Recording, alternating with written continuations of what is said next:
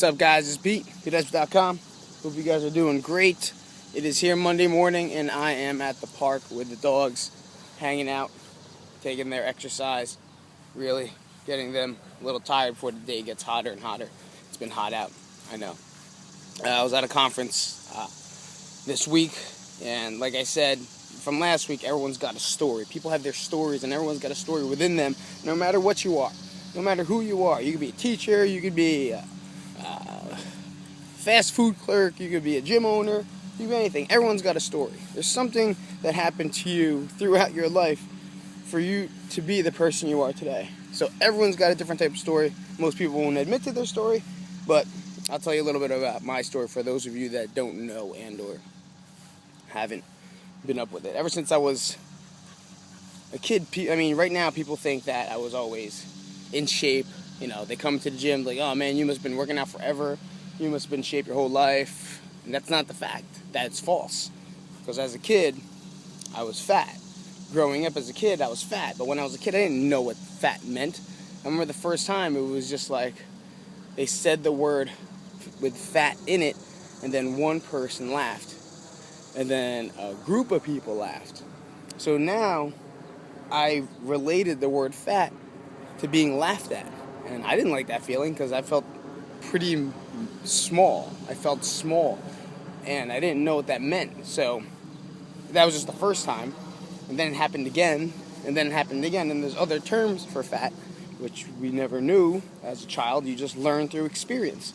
And more people call you fat. So I guess it's true. You know, from if the census is laughing at you while using the same terminology or the same word in the same type of word but just different words, then I guess it's true. So I guess eating 13 plates of rice with pork and vegetables really wasn't a smart thing, and really, instead of wasting your food, my waist got bigger. Hey-yo, play on words on that one. And yeah, you just don't know the difference. So from there on out, I always tried to hide being fat. And it was hard because I didn't understand how to not be fat. I didn't understand how to not be who I was. But as a kid, you don't know that. You know, people just have different body types. And you're just trying to accept the person that you are, but people won't let you accept it. So you're being laughed at. And that makes you want to change, and that makes you want to do different things. So those of you that thought we're always in shape and always like bodybuilding and always just working out, that's false. We were fat throughout high school. You know, up until high school is when I started losing weight and really getting into sports, and that's what changed my life, was really getting involved in sports and a structure and making weight, then having to make weight, which also played a little bit on the downside of things, but that'll be in the next story.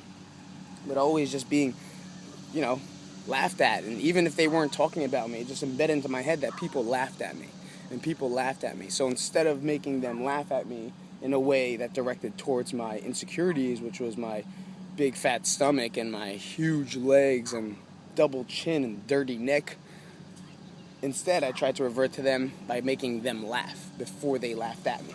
So that's how I came up with this personality of Pete Isip. Pete Isip was always somebody that just, no matter what, would make you laugh and try to make you have a good time, because he didn't want anyone to laugh at him in the way that he felt it the first time. I did not want to feel that way ever again, even though it still happened over and over and over again. I did not want that feeling to happen as much as me making people laugh.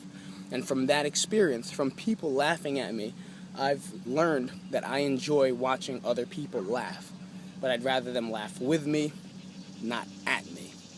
And that's one of the traits that carry me on till today. And whenever someone laughs or they have a good time and they're enjoying themselves and I'm taking them away from whatever it is, that all came from me trying to avoid from people laughing at me rather than just people laughing with me.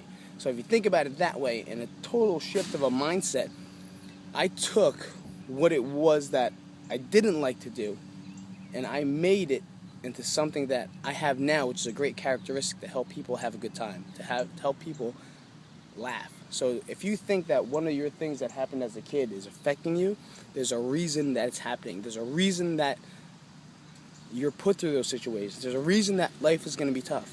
Because somewhere down the line, it's giving you a trait, a character. It's building you. But a lot of people give up before that time starts. So stay strong. If someone's walking through you and you just really don't feel right, there's a reason for that. Just stay strong and try to shift that mindset and be cool about it. Alright, man? But if they're like beating the crap out of you, then please get help and call someone. But you know what I'm trying to say. I don't want you to do that. This is Pete, KidSip.com. I'll see you guys later for more stories throughout the week. Guys, enjoy your Monday. I know it's tough out there, but you could do it. Alright? Shift that brain around. It's not Monday. It's awesome. Peace.